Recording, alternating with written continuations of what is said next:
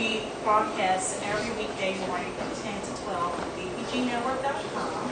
BBG Network was founded by Levon Bridgers. He is the burning child of producing very great gospel content.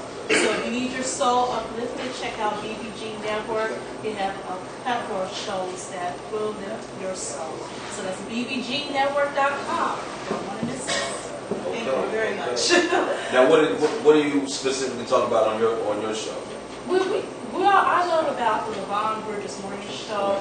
Even though we are inspired by God and Christ and we walk in that authority in Him, we show that we're human.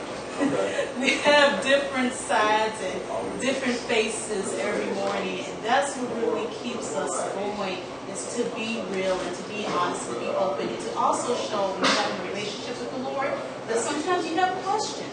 Sometimes you don't even know. One of our hot topics was somebody there, one of the hosts admitted, going to the clubs and still going to church. Is that bad? I won't say who it was who announced that, but it brought it sparked a lot of... What bad, I mean, other than the obvious, I guess, but is it a bad thing to go to the club, or is it still good to go to church? Okay, my name is Charity Green, and sometimes I attend clubs and still go to the church. Okay. I was the one who actually did that. I knew. I bought you a drink. Black tie guy. Yeah, I remember you. This morning,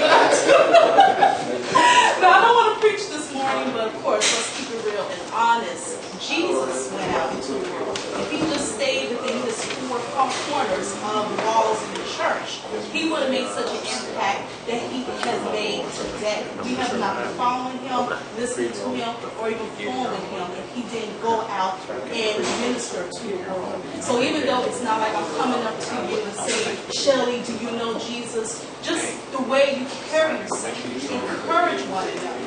It doesn't matter if you're in a dark room and you're hearing secular music. People can tell if you really know God by the way you act and walk.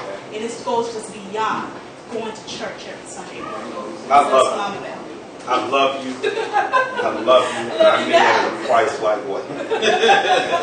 And I say that because the little kid that was reading up on Black history, I sat in church.